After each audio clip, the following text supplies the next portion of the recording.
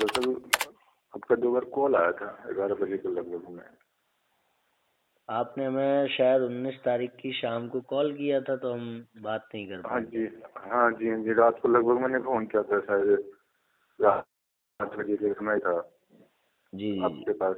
जी, मैंने दरअसल कॉन्फ्रेंस में भी थे, वो जो आपने जो यूट्यूब पे काम बनाया है काशी शास्त्रार्थ स्थली पे, हाँ हाँ तो जी, तो वो भी कॉन्फ्रेंस में थे। तो मैंने उनको कहा था कि बहुत अच्छी मौका थी, आपसे प्रत्यक्ष रूप से उनसे बात हो गई थी, तो आपको उनको कहना चाहिए था कि आप के जगत के जितने भी धुरंधर प्रखंड विद्वान हैं आपके पुरानी जगत के, आप उनको कहिए कि अब तो बहुत बढ़िया मौका है यहाँ काशी में आने के बाद फिर वो पुनः शास्त्रार्थ हो।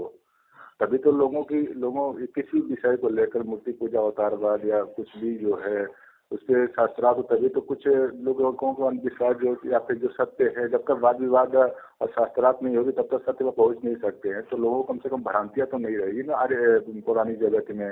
वैसे बहुत लोग टिप्पणी टीका टिप्पणी करते हैं कि आर्य नामाजी है, ये है वो है, तो इसके प्रति भी लोगों की जो भ्रांतियां है ये भी भ्रांतियां कम से कम दूर होगी शास्त्रार्थ से। तब तो लोगों को पता चलेगा कि हाँ आर्य समाज के पास ये सत्य है, ये ग्रंथ है, ये नहीं, बड़े बड़े आर्य विद्वान। नमाजी वो कुछ भटके हुए लोग, दिशाहीन लोग कहते हैं, हमने कभी नहीं कहा। हाँ तो मतलब जो दिशाहीन तो जब शास्त्रार्थ। प्रबुद्ध वर्ग है वो नहीं कहता, कुछ दिशाहीन लोग जो लोग हैं वो ऐसा कह सकते हैं। कोई नहीं, तो हम तो शास्त्रार्थ होगी मना तभी तो करते हैं उनको भी। आपत्तिजनक टिप्पणियां करने से। कोई नहीं, तो फिर भी शास्त्रार्थ होगी, वाद होगी, यहाँ कुछ हाँ, इस तरह का बातें होगी तो वो भी जो है मूर्ख हमने जो तो आपके आपको शायद नजर में है। फोन लगाया था उस समय जब हम वहां पर थे काशी में, कि जी कोई विद्वत जन हो तो उनसे आप हमारी भेंट करवा दीजिए। हाँ, बहुत बढ़िया। मैं तो आपका कॉल मेरे पास आया नहीं थे, तो मैं तो आपसे जो सर्वशक्तिमान का जो ये उनको शायद पूर्ण रूप से उतनी विशेष जानकारी नहीं, हालांकि वो मंत्री हैं, किसी गुरुकुल के पढ़े हुए आचार्य स्नातक सन्यासी से आप बात करेंगे तो बहुत काफी हद तक आपकी शंकाओं का निवारण हो सकता है।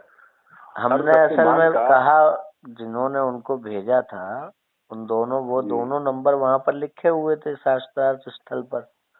जी तो हमने जब फोन मिलाया था, हमने वरिष्ठ जो नाम लिखा था, जो वरिष्ठ पद वहां पर लिखा होगा, शायद मंत्री या एक नाम और था, तो हमने उनको मिलाया था।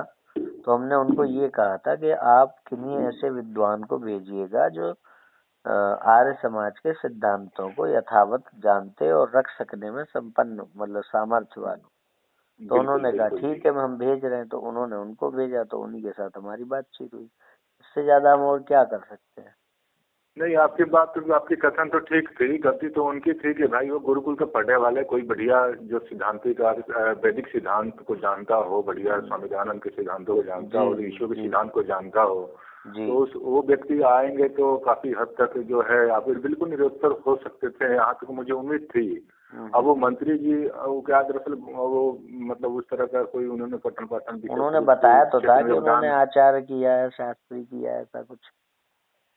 नहीं, आचार्य शास्त्री यदि उन्होंने ठीक है किया होगा तो कोई कौन सा विषय से किया है वो तो फिर उन्होंने शायद ये नहीं खोल कर बताया ना। जो दर्शनों का ज्ञाता हो, उपनिषदों का ज्ञाता हो, मनुस्मृति का ज्ञाता हो, वाल्मीकि रामायण का ज्ञाता हो, विशेष रूप से वेदों का ज्ञाता हो और ऋषियों की धरोहर को जो संभाल कर रख कर चलता हो, तो तो आप अगर किन्हीं विद्वान को जानते हैं तो उनसे हमारी बात करवा दीजिए, हम बात कर लेंगे उनसे। हाँ बिल्कुल बिल्कुल। हम तो अब लेकिन वो अब वो कहेंगे आपसे कुछ स्थान विशेष का समय यदि वो मांगे आपसे, तो क्योंकि देखिए ये जो विषय होती है ये फोन पर मोटा मोटी बातें हो सकती है, मतलब। फोन पर नहीं, जी जी हम YouTube पर एक लाइव चर्चा का आयोजन कर लेंगे ऑनलाइन, जी और उसमें वो उधर से अपने मोबाइल के सामने बैठ जाएंगे, इधर जी। हम बैठ जाएंगे, और वो चर्चा लाइव सबको दिखाई भी देगी। है हाँ ना। ये भी बात नहीं, देखिए ये जो आप कौन सी विषय पर उनसे चर्चा करना चाहेंगे। ईश्वर के ऊपर ही कर लेंगे। नहीं तो ईश्वर के ऊपर मतलब क्या आप पक्ष लेंगे, जो आर्य जो वैदिक सिद्धांत का जो पक्ष है उसका आप खंडन की दृष्टि से पक्ष की स्थापना करेंगे वैदिक अथवा। सिद्धांत का पक्ष क्या है, वो तो विवाद का ही विषय है ना। जी वही तो विवाद का विषय है। आर्य तो समाज उसी ने विवाद उसको की समझ। स्वीकारा है, तो ऐसा ऐसा हम पहले से ही थोड़ी ना कह देंगे कि हम वैदिक सिद्धांत का खंडन कर रहे हैं। हमारा कहना नहीं तो तो ये है कि वैदिक सिद्धांत के अनुसार ईश्वर अवतार ले सकता है। जी तो बात ऐसी है कि वेद का ही अर्थ आर्य समाज भी बताने का दावा कर रहा है, और बिल्कुल बिल्कुल। वेद का ही अर्थ जो अन्य प्रामाणिक आचार्यों की परंपराएं हैं वो भी बताने का दावा कर रही हैं। तो बिल्कुल जी। इसलिए फिर ये आ जाता है कि भाई ठीक है, यदि आपका अर्थ मान भी लिया जाए तो क्या वह ईश्वर, उसमें जो ईश्वरत्व है वो घट रहा है, वो फिर वो बात आ जाती है कि अर्थ आपका नहीं मान लिया जाए तो क्या ये ईश्वर वही ईश्वर है जिसकी आवश्यकता है मनुष्य मात्र को, प्राणी मात्र को? तो फिर उस तरह से बात हो जाती है। तो ये आप तो उनसे अच्छी बात है, आपकी भावना, हम आपकी भावना का हम स्वागत करते हैं। जहाँ तक हमें हमें हमारी जहाँ तक अनुभव और मेरी जहाँ तक ज्ञान के स्तर है, तो मैं तो ये आपसे निवेदन करूंगा कि सबसे बढ़िया रहेगा कहीं कोई स्थान विशेष का आप आयोजन करें वहाँ पे, और वहाँ पे आपके जगत का या फिर कोई आप ही हो, कोई ऐसा चुने आप, और वहाँ शास्त्रार्थ इस विषय पर हो जो जिस विषय की आप देखिए, बात कर ऐसा रहे हैं, होता अनुसूचित है कि जाति का, तो ऐसा बढ़िया होता है रहेगा। क्योंकि यूट्यूब पर क्या विशेष उस तरह का ज्यादा प्रसार नहीं हो, क्योंकि आप यूट्यूब का जो व्यू है भी है बहुत कम देखते हैं। और शास्त्रार्थ होगी तो वहाँ मीडिया भी आएगा, वहाँ नियम होगा शास्त्रार्थ का, तो उस प्रकार इसी से कारण शास्त्रार्थ से होगी तो तो। कई इसी कारण से तो बहुत अच्छे अच्छे जो मसले हैं जो आसानी से सुलझ सकते हैं, वो सुलझते नहीं है कि बहुत बड़ा आयोजन के मीडिया भी आएगी, ये भी होगा वो भी होगा, उसके चक्कर में जो मुख्य बात है वो गौण हो जाती है। अगर नहीं गौण नहीं होगी, मुख्य बात के अब लेकर जैसे ही ये मान सब लीजिए कि अब व्यवस्था अब करनी। अब आयोजन जब होगा तब होगा, तब तक एक चर्चा कर लीजिए, आयोजन भी हो जाएगा आगे चल करके। ऐसा नहीं है, आयोजन की चीजें भी हो रही हैं। तो आयोजन जब होगा तब होगा। अरे भाई, अपने धर्म के बारे में, अपने ईश्वर के बारे में बात करने में हमको सदैव एक बहुत बड़ा विशाल एक भव्य वो सब आडंबर ही क्यों चाहिए? हम नहीं तो नहीं, वो चाहें तो जब बात उसके कर लिए तो सकते हमने हैं हमारे देखा है, ईश्वर के बारे में कि हमारा उसके ईश्वर लिए ऐसा हमने। है वैसा है, और करते भी हैं। नहीं ऐसा इसके नहीं है लिए तो साधारण तत्पर रूप रहते से हैं। बात नहीं करते हैं, मगर ऐसा जब है प्रभु जी, जी इसके लिए तो ये बिल्कुल आर्य जगत के जितने भी धुरंधर विद्वान हैं वो तो चाहते हैं, वो तो ढूंढते हैं, वो तो बिल्कुल इस तरह का मतलब चुनौती देते हैं भरी मंच पे, सभा पे। क्योंकि वो तो चाहते हैं कि कोई आए हमसे शास्त्रार्थ कर भागने का। उनको मैंने देखा एक प्रकार से, उनके पास भयंकर तर्क होता है और प्रमाणित ग्रंथों का बात तो करते हैं आप और उन्हीं से ईश्वर की। हमारी बात करवा दीजिए। हम लोग बहुत बड़ा स्तर का वो आयोजन ना भी कर पाए तो सामान्य चर्चा तो आयोजित कर ही सकते हैं। हाँ ये तो हो अब सकता है जैसे थोड़ी कि बहुत। होता क्या है, देखिए, एक बात ये भी है कि बहुत ज्यादा हमारी आपसी जो दिखाई दे, मान लीजिए प्रतिस्पर्धा, तो जी उससे भी तो दूसरे दलों को वो मिलती है, क्या कहते हाँ हैं, ये बात है। जी शक्ति मिलती है कि ये लोग आपस में लड़ रहे हैं। जब हम पे हावी होना होगा तो आपका नाम लेंगे, जब आप पे हावी होना होगा तो हमारा नाम लेंगे, है ना? मैं यहाँ रुकना चाहता हूँ आपसे थोड़ी देर के ए, लिए, दरअसल एक बीच में एक मिनट में बात एक। पूरी कर दूं, बस एक मिनट। तो जी अब उसी को हमने चर्चा का रूप दिया। देखिए, वो भाई साहब जो आए थे उनके साथ चर्चा हुई, उसमें जी। हमारा कहीं कोई हार जीत का उद्देश्य थोड़ी ना था। चर्चा हुई, नहीं, दोनों जहाँ दोनों तक पक्ष। जहाँ तक मेरी भावना थी, जहाँ तक मैं समझ जी। पाया था, हो सकता है मेरी भ्रांति होगी। आपने यूट्यूब पर कुछ इस तरह का कार्य कर रहे हैं, इस दृष्टि से कर रहे हैं कि पौराणिक जगत में जो धारणा बनी हुई है आर्य समाज के प्रति, थोड़ी बहुत भी ये धारणा बिल्कुल मतलब एक प्रकार से धूमिल हो जाए कि लोग जो हैं आर्य समाज से कटें। आर्य क्योंकि समाज से नहीं कटे हैं। आप देखिए आपकी जो बात जो वक्तव्य जो भी होती थी, बात करने की जो शैली होती थी, वो खंडन की दृष्टि से नहीं होती थी। जो आर्य समाज का जो सिद्धांत नहीं है, वैदिक सिद्धांत है। आर्य समाज एक संगठन है, वो जो संगठन जिस सिद्धांत को फॉलो करता है उसी में से आप कुछ ना कुछ जो है निकाल कर और लोगों के सामने ये स्थापित करते थे। ये आपकी मानसा थी, वैसे कोई ये नहीं था कि हाँ चलो भाई हमारी बात को मानते हैं तुम नहीं, वो हमारी। देखिए, हमारा उद्देश्य जो आप कह रहे हैं वो है वास्तविक धर्म ईश्वर को बाहर लाना, और जहाँ पर जी जो कुछ त्रुटि है तो वो कोई संस्था का कोई विरोध नहीं है। जहाँ पर जो कोई सिद्धांत है जो कि वास्तविक सनातन सिद्धांतों के आड़े आ रहा है, वो जो है गौण हो जाए, उसका शोधन हो जाए। ऐसा नहीं है कि आर्य समाज से कोई जुड़े नहीं, आर्य समाज से लोग कट जाएं। हमारा उद्देश्य है कि आर्य समाज के द्वारा यदि कोई ऐसा सिद्धांत प्रचारित किया जा रहा है जो कि तार्किक और प्रामाणिक नहीं है, तो उसको शोधन किया जाए, उसका शोधन हो जाए। और वैसे भी नहीं, आर्य समाज का सिद्धांत देखिए, आर्य समाज का सिद्धांत आर्य समाज में जो सत्यार्थ प्रकाश इत्यादि है, उसको कई लोग कह देते हैं कि वो शोध ग्रंथ है। वो तो जब कुछ जो सही लगेगा तो उसमें बदल भी दिया जाएगा। तो उस दृष्टि से तो ऐसा अगर नहीं है, नहीं, वो तो खुद स्वामी दयानंद जी ने तो खुद अंतिम में मंतव्य में लिखा है कि मेरा अभिप्राय लेश मात्र भी उद्देश्य नहीं है नया मत पंथ चलाना। मैंने तो वही कहा है जो ब्रह्मा ऋषि से लेकर जैमिनी ऋषि मुनियों तक कहा है। और जो तुमसे कोई पूछे तुम्हारा मत क्या है, तो कहने के वेद मत है, और जो वेदों में लिखा हम उसी को मानते हैं। वो नहीं, वेदों में ईश्वर का साकार स्वरूप भी लेना लिखा है, मगर वहाँ पर आर्य समाज ये मान लेता है कि वो अलंकार की दृष्टि। जहाँ तक नहीं, एक बात बताओ, मैं जहाँ तक मेरी ज्ञान है, एक अच्छा वेद में साकार और निराकार एक ईश्वर के विषय में दो विरोधाभास ऐसा हो सकता है क्या? ऐसा इसलिए हो सकता है, नहीं, एक मिनट, मेरी बात पूर्ण होने दीजिए। एक तरफ ईश्वर कह रहा है कि मैं नर नारी आदि से बंधन से रही हूँ, 40वां अध्याय यजुर्वेद का है। एक तरफ कह रहा है कि मेरा जैसा कोई पसीना भी नहीं है। एक तरफ ईश्वर कहता है कि मैं अकायम हूँ, निर्विकार हूँ, अनादि हूँ, अनुपम हूँ, सर्वधार हूँ। तो एक तरफ कहे कि मैं जन्मा हूँ। मैं नहीं, पहली बात तो ये है, क्या ईश्वर ने ये नहीं कहा है कि मैं जो है जन्म लेता हूँ? नहीं, वही तो मैं मानना, वही तो अब देखिए, अब चर्चा यहीं पे शुरू हो रही है। देख, बात ऐसी है कि आप वेद की एक बात को रख करके दूसरी बात को काट नहीं सकते ना। अब मैं जैसे आपने मेरी बात पूरी होने दी। जैसे आपने 3 उदाहरण दिए, ईश्वर ने कहा मैं अकाय हूँ, या ये वो जो भी कहा, मगर अब दूसरे तरफ कहा मैं जन्म लेता हूँ, मैं एक होते हुए बहुत सारे उसमें जन्म लेता हूँ, मैं बहुत सारे रूपों में प्रकट होता हूँ, मेरे इतने हाथ हैं, इतने पैर हैं, ये सब कहा है ना। तो वो निराकार के लिए कहा है, सुन लीजिए।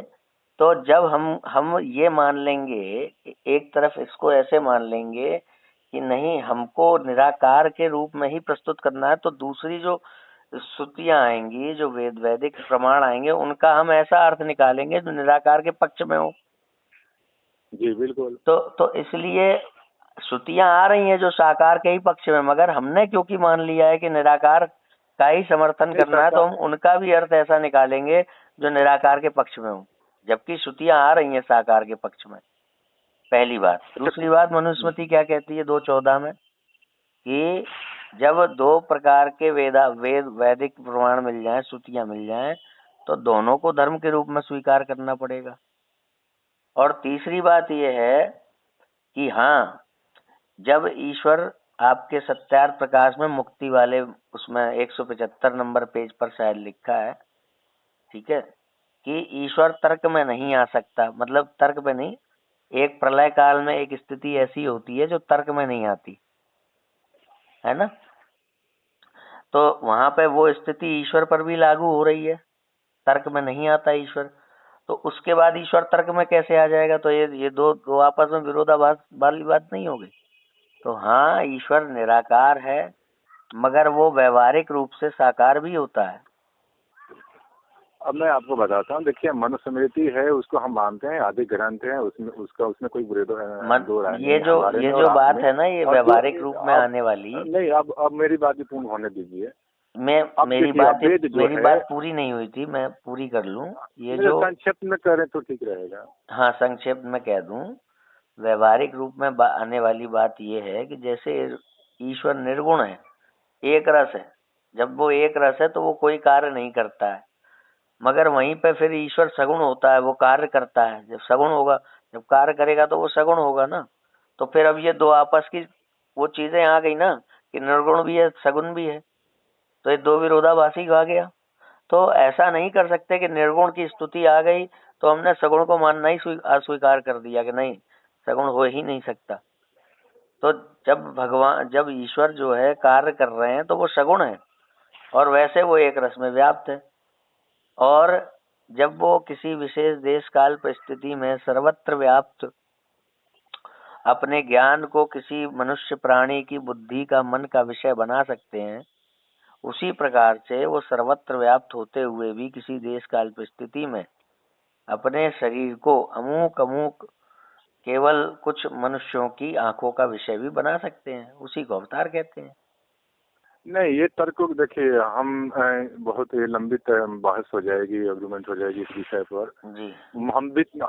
अब जो आपने कहा है उसकी समाधान के लिए हम थोड़ा संक्षिप्त में ये कहना चाहूँगा, क्योंकि ये विषय थोड़ी लंबी है। और मैं ये है, दरअसल देखिए, मनुस्मृति को आदि ग्रंथ हम भी मानते हैं और आप भी मानते हैं। मनुस्मृति में जब इस बात की वर्णन आता है, श्लोक आता है, तो बात की बात है, हम तो उसको बाद में देखेंगे। पहले वेद है हमारा, और वेद, चारों वेदों में, और यदि कोई ईश्वर एक तरफ कह रहा है कि मैं साकार हूँ और एक तरफ कह रहा है कि मैं निराकार हूँ, और दो विरोधाभास एक ईश्वर में हो सकता है, तो फिर वो एक प्रकार से वो ईश्वर में नहीं घट सकता है, क्योंकि ऐसा नहीं है, आप गलत कह रहे हैं यहाँ पे ना। मैंने कहा ना, ईश्वर निर्गुण भी है, ईश्वर सगुण भी है, तो ये विरोधाभास नहीं है। सगुण निर्गुण का देखिए, सगुण निर्गुण का परिभाषा कुछ अलग होता है, जो गुणों से रहित हो वो तो जब गुणों से रहित है तो वो सगुण कैसे हो जाएगा? नहीं, वही कह रहा हूँ मैं कि बहुत ही लंबी विषय हो जाएगी, और विषय की आप चर्चा ऐसा के करिए, लिए सुनिए मैं बताऊं, जब बड़ा आयोजन होगा तब होगा, मगर तब तक आप जो है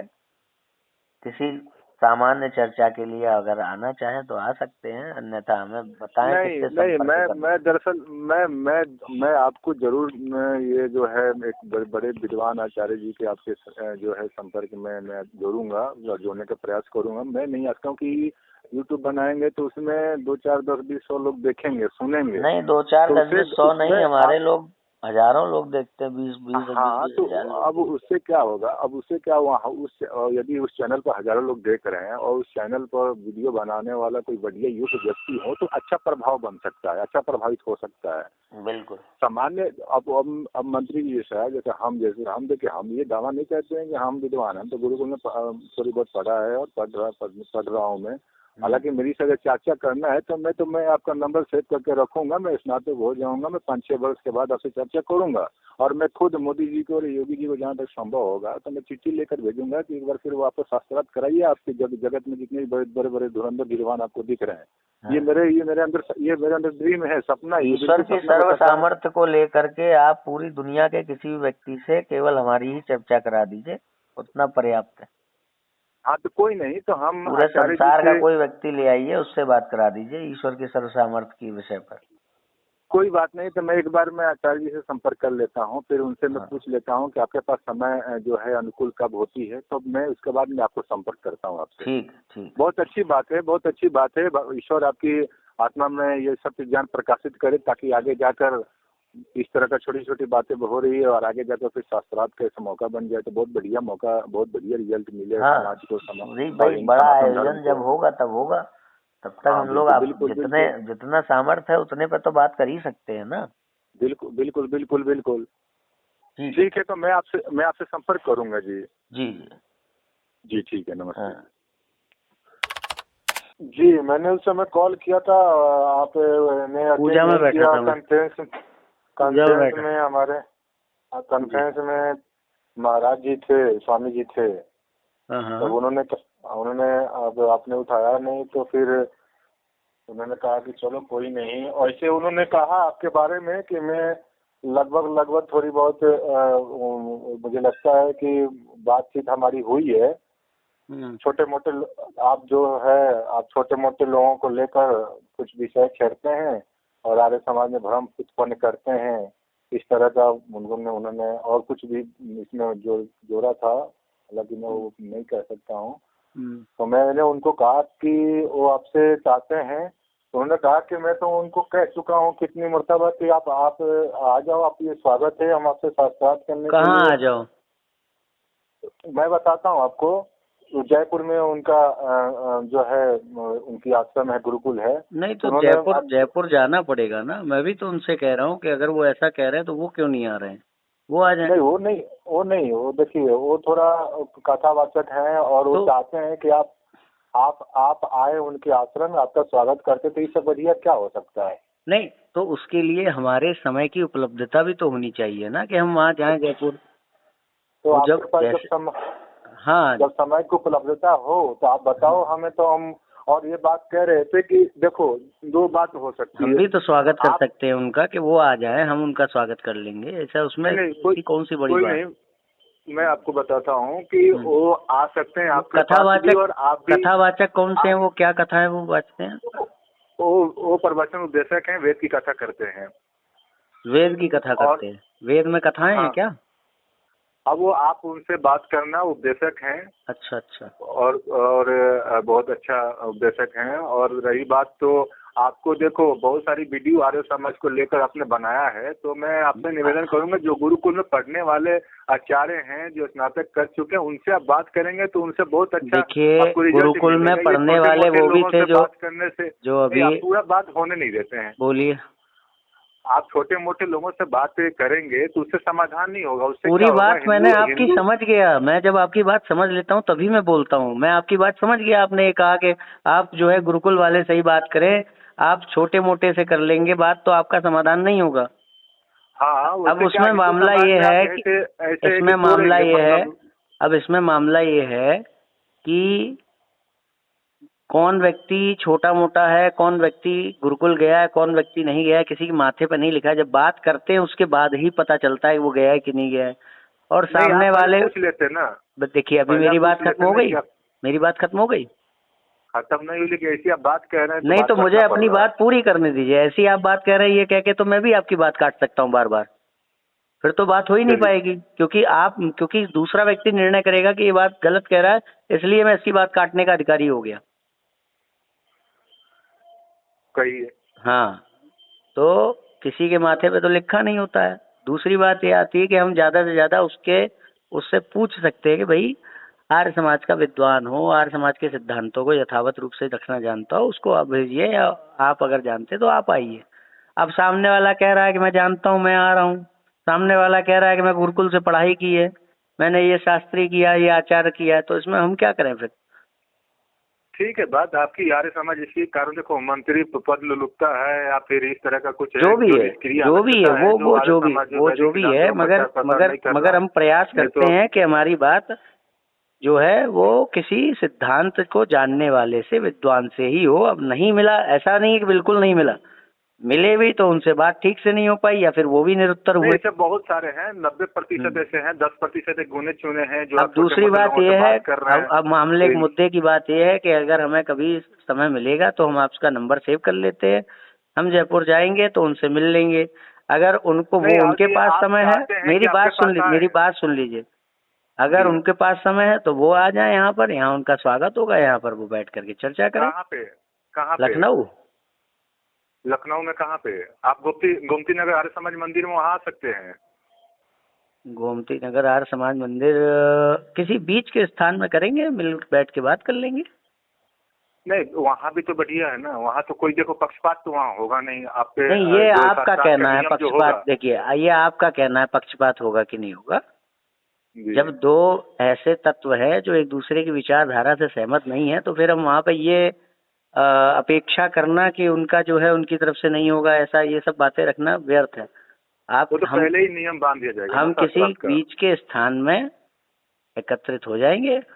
आप जो है उन्हें बुला तो लीजिए, उनको ठीक है। भेज दीजिए। अच्छा, तो उन्होंने कहा कि मैं आ सकता हूँ, यदि आप नहीं मिले और तो फिर आने जाने का व्यय जो होगा खर्चा फिर आपसे, वो देखो मैं वो जो उन्होंने कहा है मैं हम आपको क्यों नहीं बताता हूँ। मिलेंगे, क्यों नहीं मिलेंगे हम? नहीं, मैं जो उन्होंने कहा मैं आपको बता देता हूँ। नहीं नहीं नहीं, मिलेंगे, क्यों नहीं मिलेंगे, वो बात की बात देखिए, है।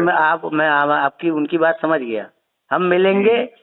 अब ऐसे तो मैं भी कह सकता हूँ कि मैं वहां जाऊं जयपुर, वो नहीं मिले तो फिर ये कोई नहीं, बात आप थोड़ी ना है। कोर्ट केस कर देना। कोर्ट उन्होंने कहा है कि तो यदि तो यदि आपके पास आप कोर्ट होगा केस तो आप कर कोर्ट देना। केस कर देना। आप कोर्ट केस हाँ, कर कर देना फिर। देंगे। उन्होंने बस, स्वामी जी ने कहा ऐसी बात कि कोर्ट मैं केस समझ कर गया। देंगे। क्यों बात को खींचने की जरूरत ही नहीं है। उन्होंने अगर कहा कोर्ट केस कर देना, मैंने भी कह दिया आप कोर्ट केस कर देना। अब बताइए। ठीक है, तो मैं अभी फोन करता हूँ उनसे बात करके। कल परसों नरसों परसों 2 4 5 दिन 7 दिन में कब आपके पास समय है? एक हफ्ता, एक हाँ हफ्ता के हाँ अंदर अंदर। हाँ, आप बात करिए, आप बात ठीक करिए है, मैं उनसे। बात करके आपके पास कॉल करता हूँ ठीक मैं अभी। ठीक। ठीक है, नमस्ते।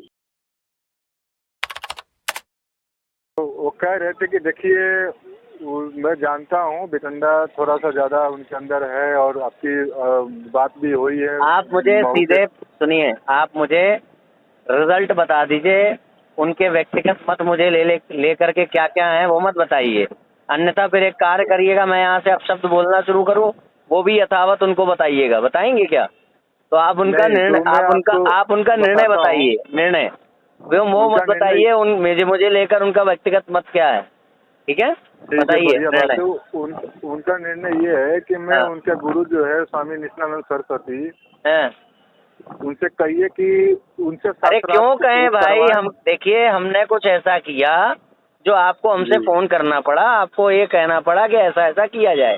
ठीक है, अब आप कुछ ऐसा करिए कि हमें आपको फोन करना पड़े। जब हम आपको अप्रोच करेंगे तो आप अपनी शर्तें रख दीजिएगा कि ऐसा ऐसा ऐसा करोगे तो होगा। हम थोड़ी ना आए, हमें नहीं करना चाहिए, मत करिए, हम फिर ढूंढ लेंगे। हम आर्य समाज के गलत सिद्धांतों का इसी तरह प्रतिकार करते रहेंगे। आप करते रहिए ना, आप बचने का बहाना ढूंढते रहिए। ठीक है, आपने क्या कहा था कि आप विद्वान के साथ क्यों नहीं बैठते हैं? अब जब हमने कहा विद्वान के साथ बैठवाइए, तो आपके विद्वान के क्या कह रहे हैं? ये करिए, वो करिए, ऐसा करिए, वैसा करिए। क्यों? इसीलिए इसी तो स्तर है, तो फिर ठीक है, आप हमको ये मत कहिए विद्वान के साथ बैठिए, आप उनको जाके समझाइए, या फिर समझिए कि आपके यहाँ के विद्वानों का ये स्तर है कि वो प्रवचन तो खूब देंगे, मगर उन्हीं प्रवचनों में से खड़ा होकर के अगर कोई उनसे क्वेश्चन करने लगेगा तो वो कहेंगे तुम जिसके शिष्य हो उसको लेके आओ। क्यों भाई, वो प्रवचन देते समय उन सबके गुरुओं को लेते हैं क्या? सामान्य व्यक्ति कौन? वितंडा नहीं होगा ना वो, तो वो वितंडा है कि नहीं है, निर्णय कौन करेगा? कौन कर रहा है? करने वाला उत्तर देने वाला नहीं, उत्तर देने वाला करेगा। तो इसमें आप मुझे सनातन सिद्धांत दे दीजिए, चलिए, कि जो प्रश्न कर रहा है और सामने वाला ये कह रहा है कि ये वितंडा है, प्रश्न नहीं है, तो इस बारे में सिद्धांत क्या है कि कौन करेगा निर्णय? तेरे लिए कर्तव्य और कर्तव्य के विषय में शास्त्र प्रमाण है भैया, फालतू की बातें मत किया करिए फोन लगा करके कि वो करेगा। अपने मनमुखी नियम ही तो बना रखे हैं आप लोगों ने, तभी तो ये हाल है। नहीं, आप शास्त्र का प्रमाण दीजिए कि अगर कोई प्रश्न कर रहा है तो सामने वाला निर्णय करेगा कि वो वितंडा कर रहा है कि प्रश्न कर रहा है। आपने मुझसे प्रश्न किया कि आप विद्वान के पास क्यों नहीं बैठते, मैं सीधे कहूँ आप वितंडा कर रहे हो, आप मानेंगे मेरी बात? क्या ये उचित है? मैं यदि तो फालतू बातें करने के लिए मेरे पास समय नहीं है। आप अपने विद्वानों को कहिए कि वो अपने सामर्थ्य को एकत्रित करें, बचने का बहाना ढूंढने के बजाय। जय श्री राम।